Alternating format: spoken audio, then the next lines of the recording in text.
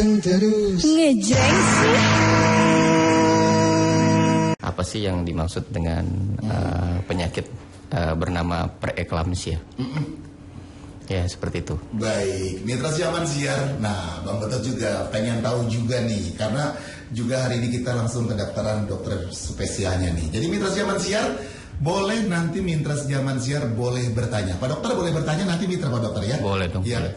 Silakan. Nanti silakan yang ingin bertanya di 08 1 ini 3 kali 86 1003 atau 08 111 86 1003. Oke, langsung aja Pak Dokter, biar Mitra langsung menyimak dan mendengarkan apa yang kita sampaikan untuk pagi hari ini Pak Dokter tentang tadi preeklamsia. Ya.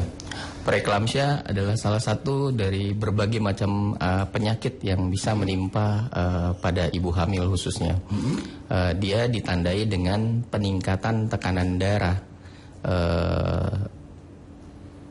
ibu hamil, baik itu pada awal kehamilan maupun mendekati akhir kehamilan. Ya, disertai dengan biasanya ditandai dengan ada gejala pemberat itu seperti nyeri kepala hebat, ya, pandangan kabur, ya, terus nyeri ulu hati, terus rasa berputar. Nah, apabila disertai dengan proteinuria, ditemukannya proteinuria, itu menandakan bahwa prognosisnya atau kondisinya cukup berat dan punya potensi untuk masuk ke kondisi menjadi eklamsia atau kejang. Jadi intinya preeklamsia adalah penyakit darah tinggi, ya, yang bisa ditemukan pada ibu hamil, khususnya pada kehamilan di atas 20 minggu sampai menjelang persalinan, bahkan setelah persalinan gitu loh. Apabila ditemukan peningkatan tekanan darah di bawah kehamilan 20 minggu, kita biasa mengklasifikasikan dia sebagai hipertensi kronik. Apabila ditemukan gejala-gejala memberat seperti tadi, tapi usia kehamilan di bawah 20 minggu, kita sebut sebagai superimposed preeklamsia. Jadi itu sebenarnya variasi-variasinya aja. Variasi yang bisa ditemukan pada tipe-tipe penyakit ini. Bahayanya adalah apabila ini tidak ditangani lebih dini, dia akan memberikan dampak yang kadang-kadang tidak disadari adalah gangguan pertumbuhan pada bayi yang dikandung ibunya. Kita sebut sebagai pertumbuhan janin terganggu, ya kan. Kemudian apabila dia makin berat, ya, yang kita takutkan adalah dia masuk ke kondisi kejang. Kalau kejang, otomatis ibu dan bayinya sangat terancam untuk tidak tertolong. Berarti bahaya juga Pak Dokter ya? Sangat berbahaya, dan ini kadang-kadang yang bahayanya kadang-kadang orang berpikir bahwa penyakit-penyakit hipertensi seperti ini biasanya dialami pada orang dengan usia tua gitu loh. Tetapi khusus pada kasus preeklamsia ini malah insidensinya itu lebih tinggi pada ibu-ibu hamil yang masih muda, bahkan yang baru hamil anak pertama.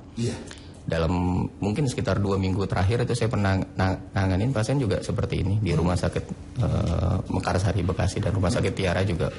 Dalam waktu yang berdekatan sama-sama pasien mengalami kejang, alhamdulillah bisa kita tangani. Pak Dokter, jadi penyakit darah tinggi itu di orang hamil biasanya disebabkan oleh apa tuh Pak Dokter biasanya? Ya gini, pada ibu hamil, khususnya preeklamsi, kasus kita bicarakan preeklamsi, itu biasa diakibatkan karena gangguan remodeling arteri spiralis, di mana dia tidak elastisitasnya tidak bagus, sehingga mengakibatkan tahanannya menjadi lebih tinggi, sehingga ditambah dengan faktor lifestyle. Lifestyle itu seperti kita ketahui bahwa penyebab umum daripada hipertensi pada orang awam itu biasanya karena ada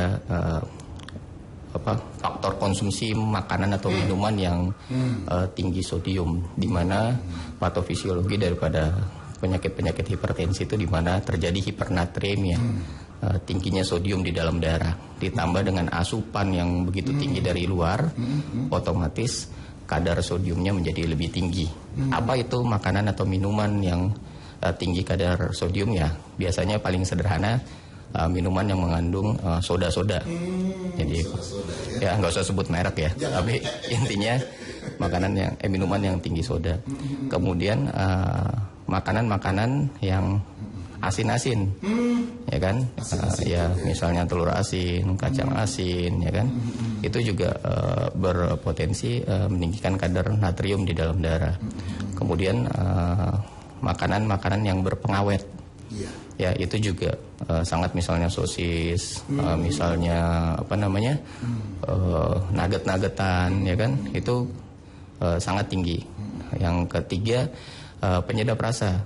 MSG, monosodium glutamat. Nah, itu juga misalnya pada bakso, ya kan, pada pokoknya makan-makanan sejenisnya, Indomie itu, ya sangat tinggi kadar MSG-nya, monosodium glutamat. Ditambah dengan misalnya kayak sodium bikarbonat. Jadi makanan yang mengandung kalau kita tahu roti ya. Roti itu kan pakai pengembang ya. Iya, pakai pengembang. Itu sangat tinggi kadar. Jadi sebaiknya roti-roti itu dihindari. Ya, karena kadar sodium bikarbonatnya itu tinggi. Ya kan? Itu jadi kadang-kadang kebiasaan sehari-hari yang tidak disadari dilakukan berulang-ulang berbulan-bulan, bertahun-tahun menjadi sebuah kebiasaan tanpa disadari, itu meningkatkan resiko. Ya kan? Ditambah yaitu kadang-kadang kesadaran masyarakat tentang pentingnya kesehatan, terutama pencegahan terhadap suatu penyakit itu masih sangat minim sekarang gitu loh. Jadi mereka datang berobat dengan tanda kutip benar-benar berobat. Jadi sudah terjadi penyakit baru mereka datang mencari pertolongan. Jadi bukan mencegah gitu loh. Baik. Jadi kita garis bawahi Pak Dokter, ini jadi ibu-ibu hamil sekarang jangan makan sembarangan Pak Dokter ternyata ya. Ya, makanan-makanannya ya memang sebaiknya makanan yang dijaga, terutama dihindari makanan-makanan tadi, dihindari makanan-makanan yang mentah-mentah, lalap-lalap ya, daging-daging setengah matang, telur-telur setengah matang ya. Tujuannya adalah menghindari infeksi dari parasit, bakteri, bukan virus yang bisa masuk ke tubuh ibu pada saat dia hamil, ya kan. Terus seperti seafood, ya itu sebaiknya juga dihindari. Apabila kita tinggal di daerah yang lautnya masih bagus, ya kan, pencemaran merkurinya rendah, itu sangat dianjurkan sebenarnya karena kan tinggi protein. Tetapi sayangnya kita tinggal rata-rata daerah Bekasi, Jakarta ini, di mana pencemaran limbah industrinya terutama merkuri itu begitu tinggi sehingga resiko untuk tercemar logam berat pada ibu hamil itu jelek bagi perkembangan otak janin terutama. Iya, baik. Pak Dokter, kalau kita lihat dari ciri-ciri preeklamsia ini apa? Preeklamsia. Iya, ciri-cirinya. Rata-rata preeklamsia ini datang imminence, artinya dia bukan imminent, maksudnya occult ya, tersembunyi. Jadi jarang diketahui atau disadari oleh pasien sendiri. Jarang di sana. Jadi dia tanpa sengaja periksa ke ibu bidan atau ibu dokter spesialis gitu loh. Kemudian ditemukan peningkatan tekanan darah. Biasanya apabila kita dapatkan peningkatan tekanan darah seperti ini, kita lakukan screening, pemeriksaan laboratorium, evaluasi ketat, ya kan, pemberian obat antihipertensi, ya kan, dan pengawasan pertumbuhan janinnya seperti yang tadi kita bilang sebagai efek samping daripada tekanan darah ini. Kemudian kalau misalnya dia datang dengan sudah timbul keluhan, nah itu biasanya kondisinya sudah berat. Jadi keluhannya itu biasanya sudah ada diplopia, ya, gambar penglihatan ganda, kemudian kabur penglihatannya, nyeri kepala, nyeri ulu hati, ya itu sering juga. Kadang-kadang dipikir mah, nggak taunya nyeri ulu hati yang lebih spesifik untuk penyakit ini. Seperti itu. Kalau di USG bisa kelihatan nggak Pak Dokter? Kalau USG, jadi ini untuk mendeteksinya gitu. USG itu sebagai sarana penunjang untuk melihat perkembangan daripada janin. Jadi tidak untuk melihat kesehatan ibunya. Untuk kesehatan ibunya biasanya kita dapatkan dari rekor medisnya, dari anamnesis, ya kan. Kemudian pemeriksaan fisik apabila dia timbulkan keluhan, kita lihat gambaran fungsi jantungnya, ya kan, parunya. Kemudian kita lihat apakah ada tanda-tanda bengkak pada tubuh, ya kan. Kemudian disertai dengan pemeriksaan penunjang, misalnya laboratoriumnya, dan ya tadi tekanan darahnya yang penting. Baik. Oke deh, mitra Zaman Siar, silakan nanti yang mau bertanya dengan Pak Dokter kita di studio El Gangga di 08 111 86003. Jangan kemana-mana Pak Dokter, ada yang mau lewat dulu, nanti kita kembali lagi. Setelah yang satu ini, tetap di gelaran Bang Jamal. Bangun, jangan. Dari Bekasi untuk mitra Zaman Siar El Gangga 100.3 FM Radio Orang Bekasi, masih talk show bareng Rumah Sakit Tiara. Masih ada Dr. Dedi Nurdiansah, Pak Nurdin. Saya manggilnya Pak Dokter aja, ini panjang banget. Karena saya Bang Betot doang. Ini Pak Dedi Nurdiansah. Mas Dedi aja. Mas Dedi aja ya? Ya. Mas Dedi aja. Lebih singkat, lebih pada 4 huruf. Oke. Pak Dokter, Mas Dedi, kita lanjut lagi nih tentang tadi sudah ada yang bertanya, mungkin tadi kurang jelas. Bagaimana kalau kita jelaskan lagi? Tentang preeklamsia biasanya terjadi di usia kehamilan berapa katanya? Ya, baik. Per definisi kita batasi bahwa preeklamsia itu apabila seorang ibu hamil ditemukan peningkatan tekanan darah atau hipertensi di mana di atas nilai normal, di atas 140/90 mm air raksa, disertai dengan gejala misalnya nyeri kepala, pandangan kabur, mual, muntah, nyeri ulu hati di saat usia kehamilannya di atas 20 minggu. Dan apabila didapatkan pemberatan dengan hasil laboratorium, misalnya ditemukan proteinuria itu positif, nah itu udah warning tuh. Ya. Apabila ditemukan pada ibu hamil ditemukan peningkatan tekanan darah tanpa ada gejala-gejala tadi dan usia kehamilannya di bawah 20 minggu, di bawah 5 bulan, kita kategorikan sebagai hipertensi kronik. Dan apabila di bawah 20 minggu tetapi ditemukan tanda-tanda perburukan seperti yang tadi saya sebutkan pada preeklamsia itu kita sebut sebagai superimpos preeklamsia di bawah 20 minggu. Dan kita kembali ke preeklamsia. Preeklamsia itu sekarang kita bedakan menjadi dua. Preeklamsia saja dengan preeklamsia berat. Kalau zaman dulu dibedakan menjadi preeklamsia ringan dan preeklamsia berat. Tetapi berdasarkan konsensus beberapa tahun yang lalu, apabila diketemukan disebutkan sebagai preeklamsia ringan, ditakutkan masyarakat itu menganggap ini hal yang biasa saja karena ada kalimat ringannya, ya kan, sehingga itu dihapuskan dan diganti dengan preeklamsia. Jadi preeklamsia itu jadi kita dapatkan peningkatan tekanan darah di atas 140/90 disertai dengan usia kehamilan di atas 20 minggu dan apabila tekanan darahnya di atas 160/110 mm air raksa dan dengan ada keluhan yang makin berat seperti tadi nyeri kepala yang makin kuat dan lain sebagainya, kita kategorikan sebagai preeklamsia berat. Dan apabila dia sudah jatuh ke kondisi kejang, kita sebut dia sebagai eklamsia.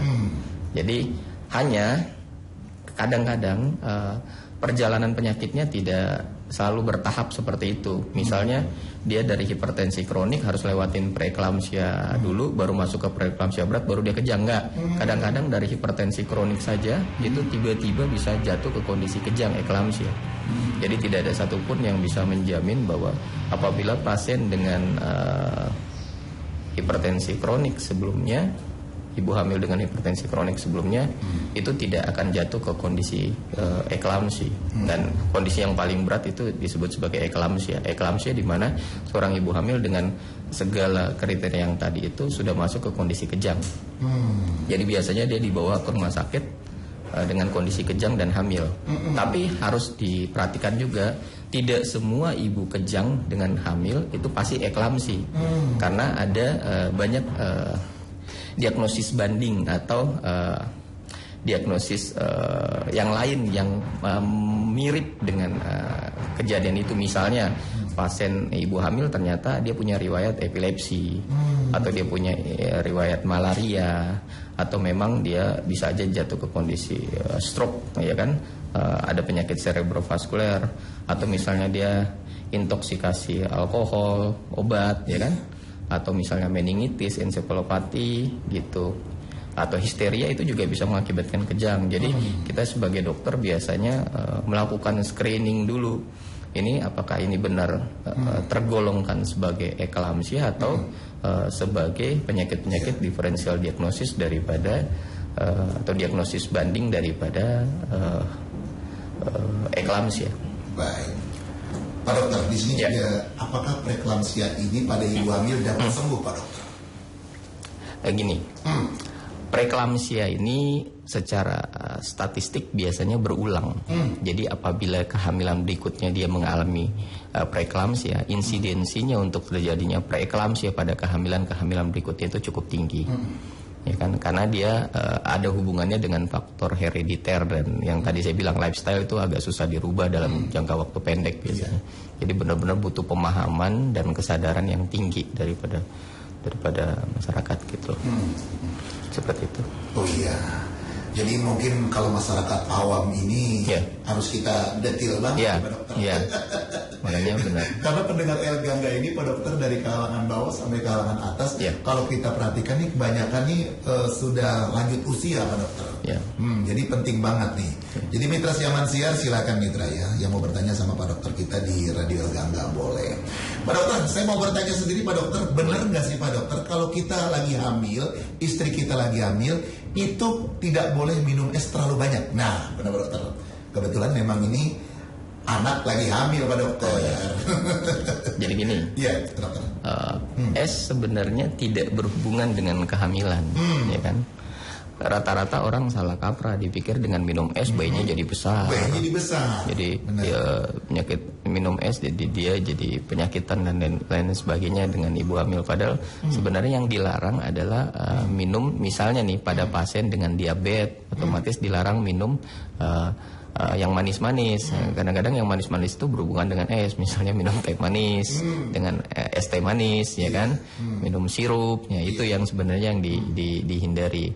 Terus yang kedua, sebagai catatan sendiri bahwa teh juga sebaiknya dikurangi pada ibu-ibu hamil. Kenapa? Karena teh itu mengganggu penyerapan zat besi.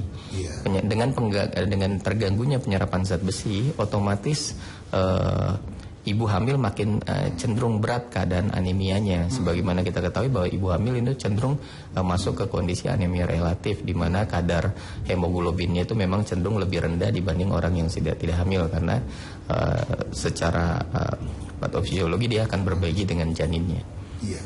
Seperti itu. Jadi hoax ya Pak Dokter? Ya, hoax. Hoax yang seolah-olah fakta, karena sering diulang-ulang. Benar. Dan dibicarakan sering dengan ibu-ibu. Nah, sekarang Mitra El Gangga bisa dengar langsung nih ya. Saya juga bisa dengar langsung hari ini. Banyak pelajaran juga yang saya dapat. Ini dari Bang Mulyadi di Keranji, Pak Dokter. Pak Dokter, sebetulnya usia kehamilan itu yang bagus itu usia berapa sampai berapa sih Pak Dokter? Karena sekarang itu banyak orang menikah belum lanjut usia. Misalnya di bawah 20 tahun. Sebetulnya usia pernikahan itu buat hamilnya itu umur berapa? Apa 19, 20 atau di atas 20 Pak Dokter? Mengenai masalah pernikahan sebenarnya ya sebaiknya apabila seorang sudah matang ya. Jadi sebenarnya agak kita bedakan dulu nih per definisinya pernikahan dengan kehamilan. Kalau yang disebut sebagai usia reproduksi, itu usia reproduksi terbaik itu sebaiknya di antara usia 20 sampai dengan 35 tahun.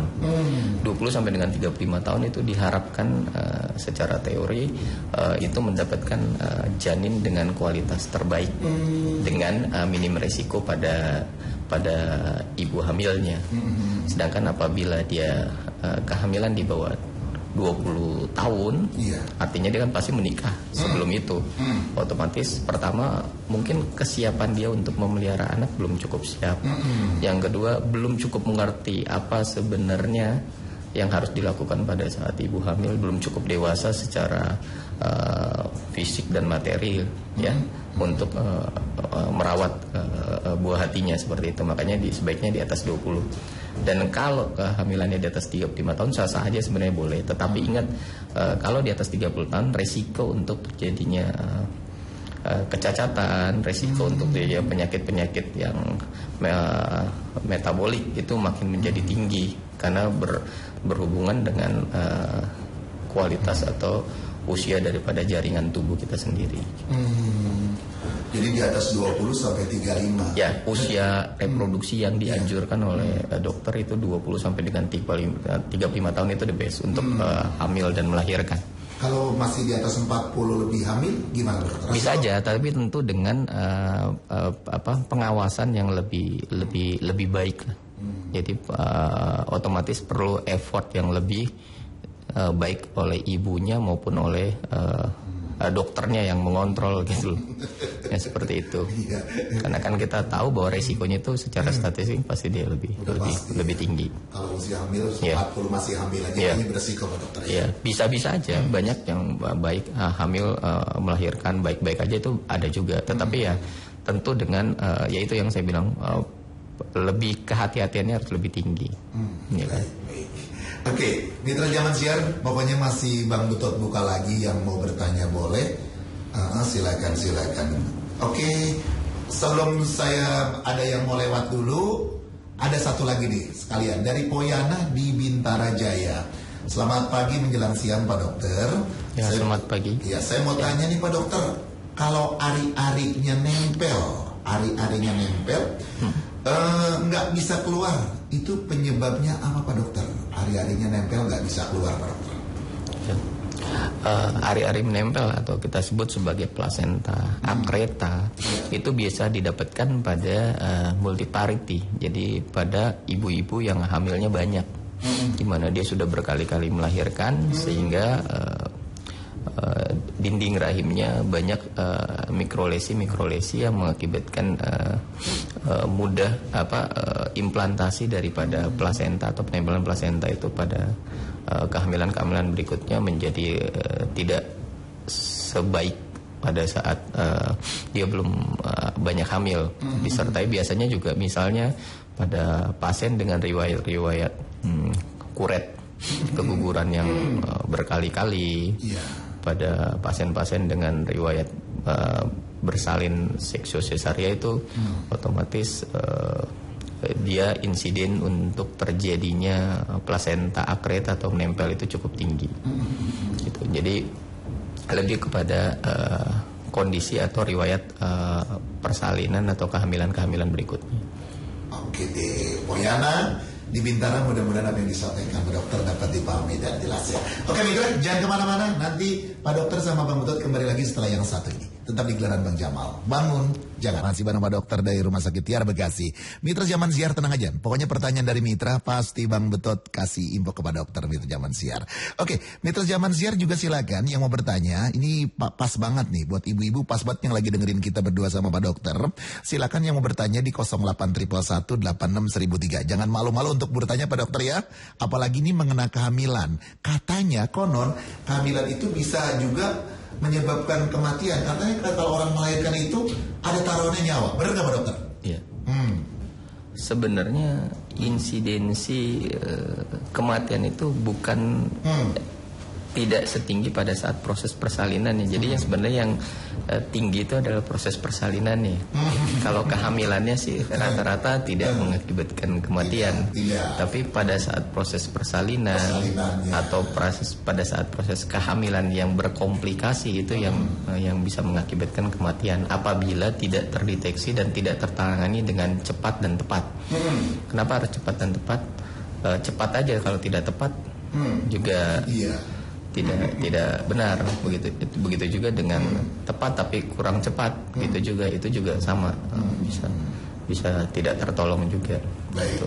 Dan itu kadang-kadang karena penyakit preeklampsia ini tidak menimbulkan gejala nyata, dia baru terasa gejalanya pada saat kondisi sudah berat. Jadi rata-rata pertolongannya memang terlambat.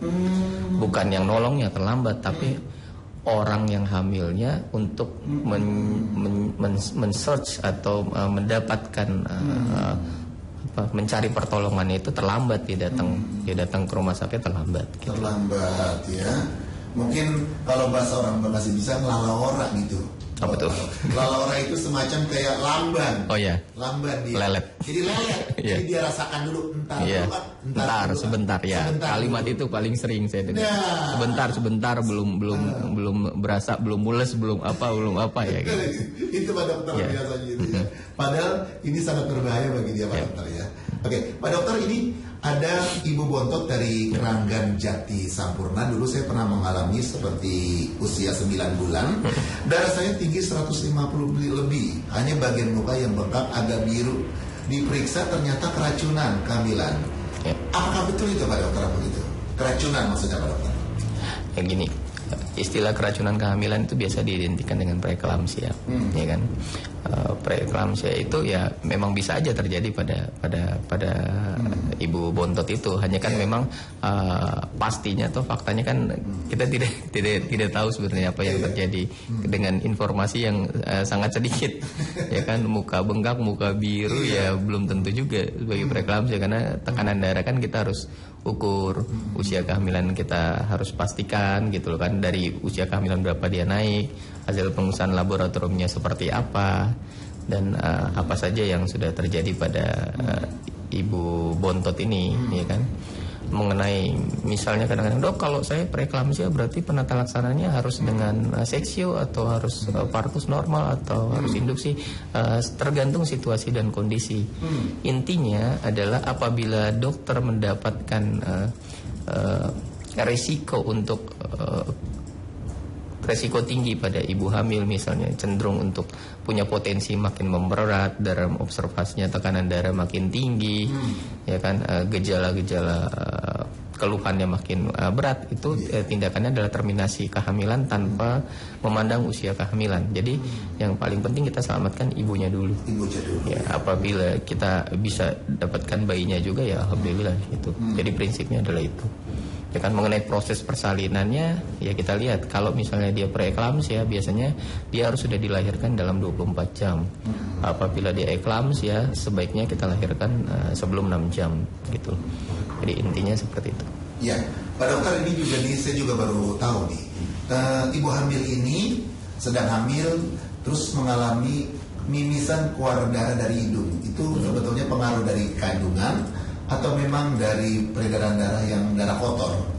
Mimisan lagi hamil, apakah itu berbahaya Pak Dokter? Mimisan Ibu Yanto. Ya. Ibu Yanto. Mimisan pada ibu hamil itu memang bisa aja terjadi sebagai suatu kondisi yang normal aja, atau bisa juga karena penyakit. Misalnya pasien punya gangguan pembekuan darah, atau pasien mengkonsumsi obat-obat tertentu, misalnya obat-obat pengencer darah, ya kan. Terus pasien misalnya punya penyakit misalnya demam berdarah, itu juga bisa mengakibatkan mimisan. Tapi bisa juga sebagai kondisi normal, sebagaimana kita ketahui pada ibu hamil cenderung vaskularisasi itu menjadi lebih banyak, atau pembuluh darah menjadi lebih banyak, dan jaringan-jaringan itu menjadi lunak sehingga gampang terjadi robekan pada pembuluh kapiler, entah itu di hidung, entah itu di gigi. Kadang-kadang ibu hamil kalau gosok gigi ada namanya epulis gravidarum, itu dimana gingivanya itu menjadi lebih moisture, lebih lunak, mudah untuk terjadi luka pada gingivanya, sehingga seolah-olah karena dia berdarah, ya akibat berdarah nih bibirnya gitu. Adalah sebenarnya karena suatu kondisi normal saja sebenarnya. Makanya ibu hamil kalau gosok gigi itu berbeda dengan ibu nggak hamil. Sebaiknya gosok giginya tidak vertikal tetapi lebih ke horizontal. Nah kalau vertikal itu malah memungkinkan, karena gingivanya lebih lunak, jarak antara gingiva atau gusi dengan giginya itu ada celah, mudah kotoran masuk apabila digosok giginya vertikal atau naik turun. Itu sebaiknya dihindari gosok gigi yang seperti itu. Iya, baik. Ini juga dari waduh, kita ramai banget hari ini orang yang bertanya. Ini dari Ibu RW Agus dari Kalibaru, Kranji. Dokter, kenapa waktu saya melahirkan anak ketiga, air ketuban berwarna hijau? Apa pengaruh dari saya sering mengonsumsi jamu atau juga pengaruh di usia kandungan yang melebihi dari 10 bulan? Oke. Jadi kalau ditemukan amnion berwarna hijau, bisa dipastikan kehamilannya sudah ada infeksi. Penyebab infeksinya macam-macam. Bisa sudah terjadi pecahnya selaput ketuban sebelum ibunya sadari dan dia terlambat mendapatkan pertolongan. Bisa juga karena memang usia kehamilan yang sudah lebih bulan postpartum, ya itu juga mengakibatkan kualitas amnion menjadi menurun. Tapi kalau disertai dengan warna yang sudah hijau, biasanya di situ udah ada faktor infeksi. Jadi ini sebenarnya kehamilannya yang agak terlantar. Artinya ibunya mengabaikan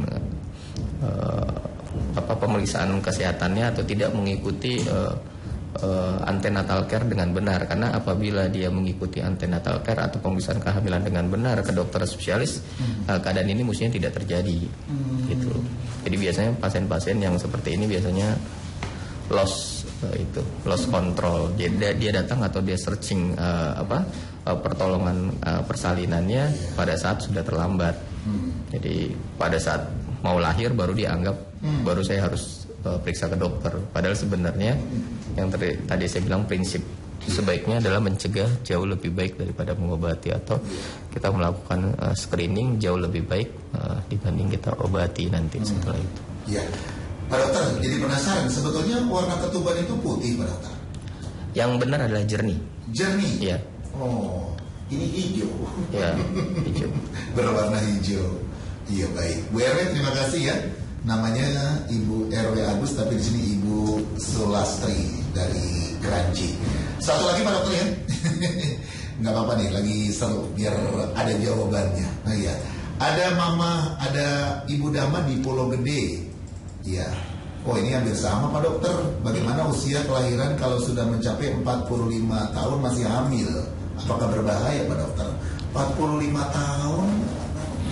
Ya sebenarnya tadi yang seperti sudah saya jelaskan sebelumnya, sah-sah aja, boleh aja hamil, tetapi harus si ibu hamil yang menjalani kehamilan dengan usia 45 tahun ini harus benar-benar menyadari bahwa kehamilan ini butuh effort lebih atau butuh usaha lebih untuk diperiksakan atau dikontrol dengan baik, dan tentunya juga harus benar-benar memperhatikan faktor nutrisi, di mana kandungan karbohidrat, protein, lemak, vitamin, dan mineral itu benar-benar harus tercukupi dengan baik dan terkontrol dengan baik untuk menghindari atau mengurangi resiko malnutrisi selama kehamilan yang bisa mengganggu ke pertumbuhan daripada janin yang tidak optimal. 45 tahun, anak 10 tahun, kita udah 45 tahun.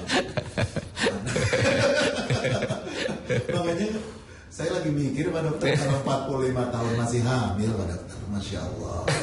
Bener, lebih baik tadi Pak Dokter ya, di bawah 30, di bawah 40 Pak Dokter ya, 35 lah ya. 35 maksimal ideal.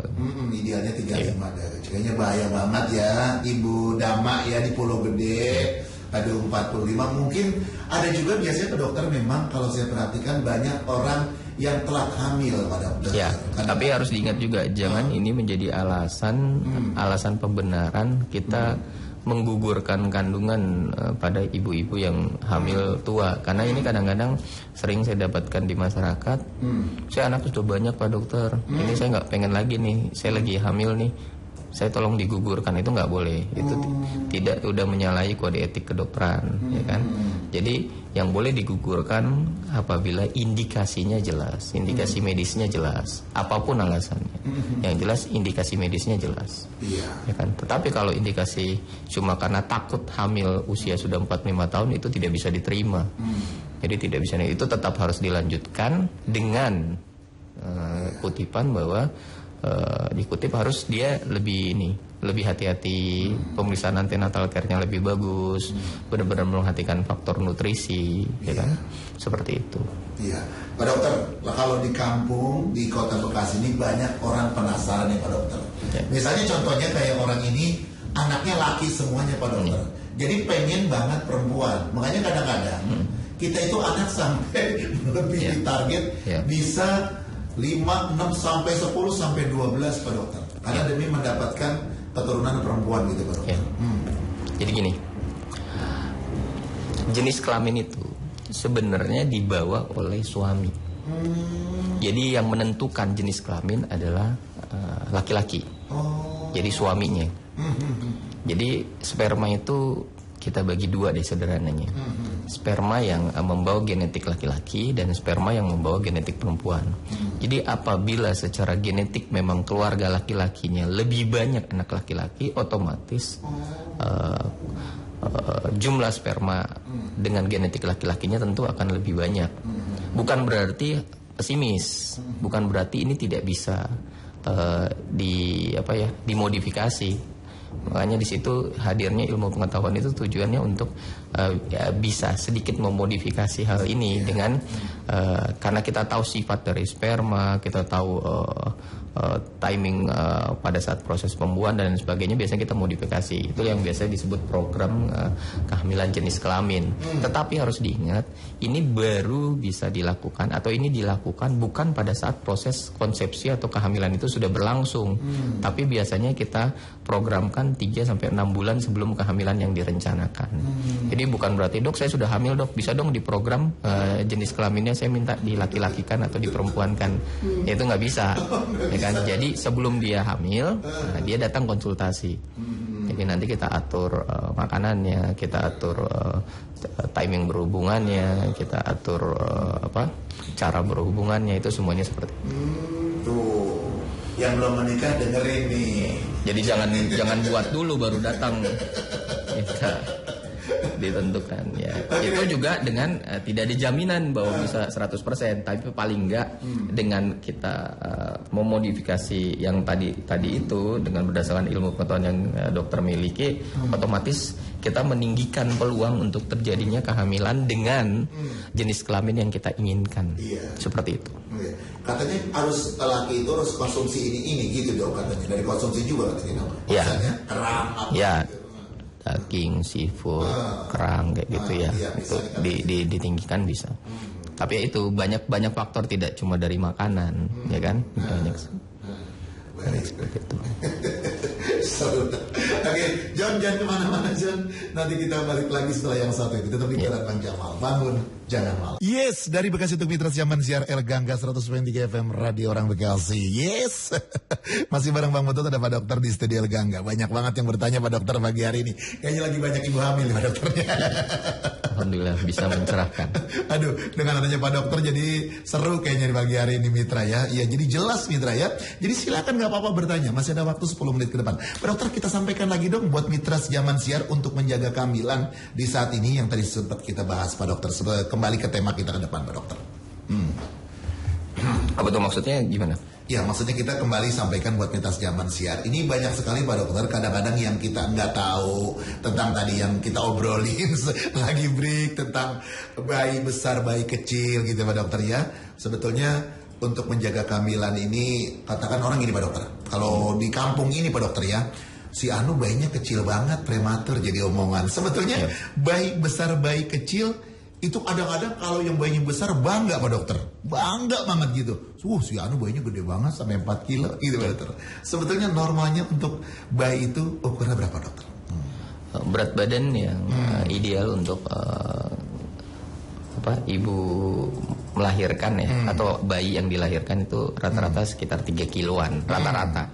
Tetapi ada nilai minimal dan nilai maksimal. Nilai minimal sebaiknya di atas 2,5 kilo, di bawah 4 kilo. Karena apabila didapatkan berat badan di bawah 2,5 kilo, itu biasanya ada gangguan kesehatan pada bayi, ya kan. Fungsi-fungsi organ biasanya memang belum terlalu sempurna, ya kan, penglihatan, pendengaran, ya kan. Begitu juga kalau berat di atas 4 kilo. Berat di atas 4 kilo mungkin bagi bayinya sih fine-fine aja. Resikonya biasanya resiko metabolisme gulanya yang biasanya mengancam untuk bayi. Tapi yang damage yang besarnya adalah ke ibunya. Kadang-kadang ada kebanggaan tersendiri apabila ibu-ibu bisa melahirkan dengan berat badan besar-besar gitu. Padahal sebenarnya ini adalah bom waktu bagi dia sendiri.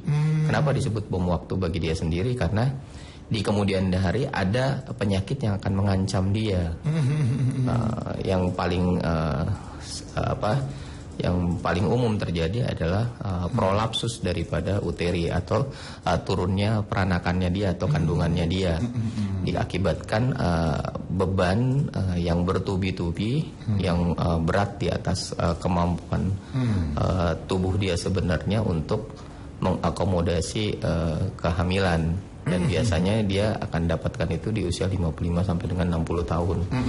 Di mana dia akan keluar tuh rahimnya turun ke vagina benjolan, dan itu sangat mengganggu bagi dia nanti kelak.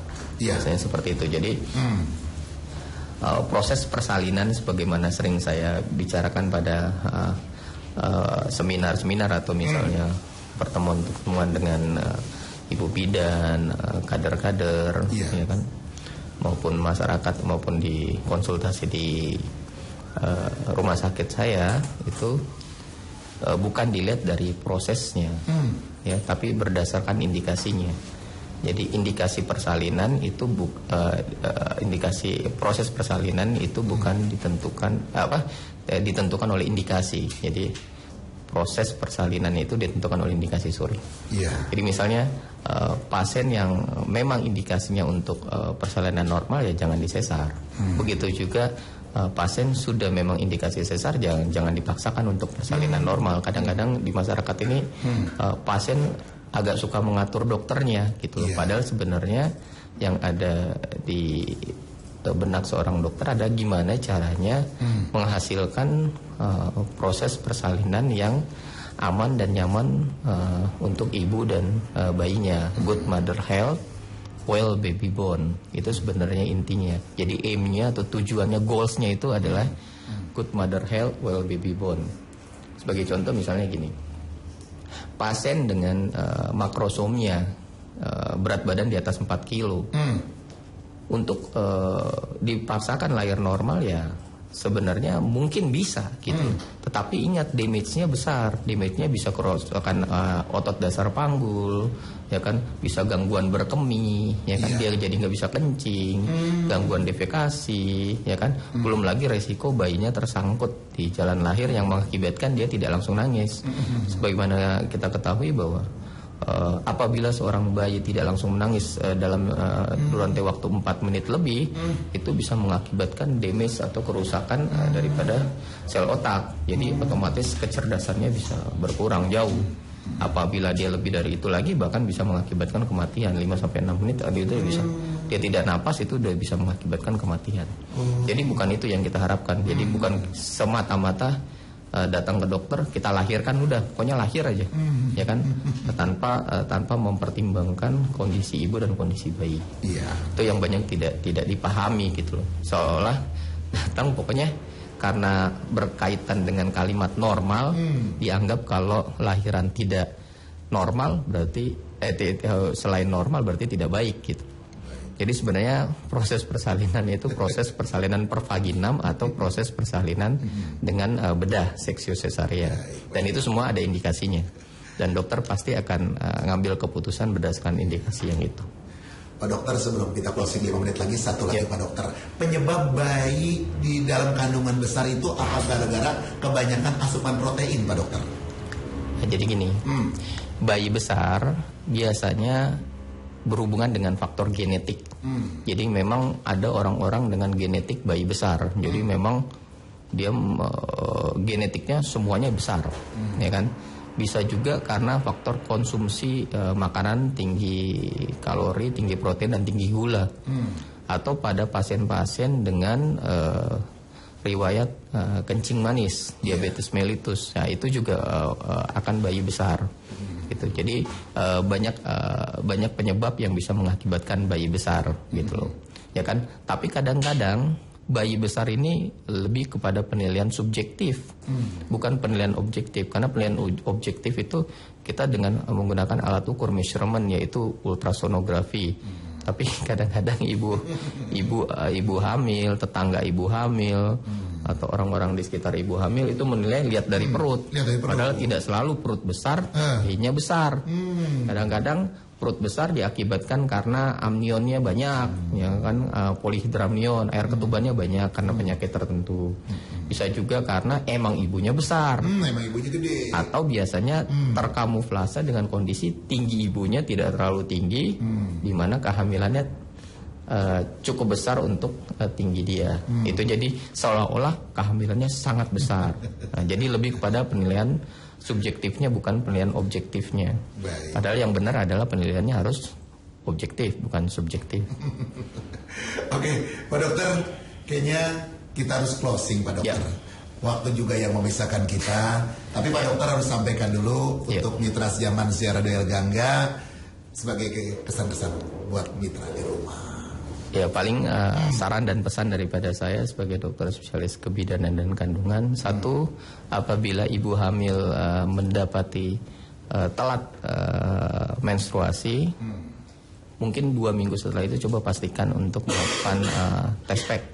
Apabila dapatkan test pack, sebaiknya sarannya segerakan periksakan ke dokter spesialis kebidanan dan kandungan terdekat Anda, sehingga bisa dipastikan apakah ini kehamilannya baik atau tidak di awal, ya kan? Karena sangat penting untuk menentukan kehamilannya ini intra atau luar, atau di dalam atau di luar kandungan, karena menyangkut bahaya atau resiko yang akan terjadi kemudian, apakah ini keberlanjutannya bagus atau tidak. Kemudian sebaiknya mengikuti antenatal care dengan teratur. Jadi nanti seorang dokter spesialis akan memberikan jadwal untuk pemeriksaan, bukan karena dokternya kangen atau apa, tetapi memang sangat banyak yang bisa dinilai, terutama dari pemeriksaan ultrasonografi yang tepat dan baik, itu untuk menilai resiko atau keberlangsungan kehamilan ini baik atau tidak. Ya, kemudian dengan melakukan antenatal care yang teratur, otomatis biasanya bisa ditentukan proses persalinannya dengan baik dan aman, ya, dan nyaman tanpa traumatik. Karena kadang-kadang ada ibu-ibu yang sangat traumatik untuk melahirkan, tapi kadang-kadang hilaf untuk berbuat lagi. Jadi saya kapok untuk melahirkan, tapi tetap aja hamil, ya kan? Nah, itu biasanya seperti itu. Dan ini sebaiknya yang dengan cara yang benar, pemeriksaan antenatal care yang benar, sehingga resiko-resiko seperti ini, ya kan, pengalaman-pengalaman buruk dengan kehamilan dan persalinan itu bisa dihindari atau bahkan bisa diminimalisasi atau bahkan bisa dihindari. Seperti itu.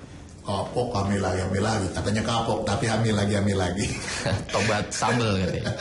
Pak Dokter, yang disama dengan Mas Dedi, terima kasih banyak sudah di El Gangga. Sudah memberikan banyak banget ilmu yang kita dapatkan dari Pak Dokter kita ini, luar biasa nih. Mudah-mudahan mitra Zaman Siar puas, dan juga mitra. Terima kasih juga atur nuhun buat semuanya yang sudah mengikuti kita 1 jam ke depan bersama Dokter. Pak Dokter, kita jumpa lagi dalam waktu global yang sama nanti. Insya Allah. Kita pamit Pak Dokter ya. Sama-sama. Assalamualaikum warahmatullahi wabarakatuh.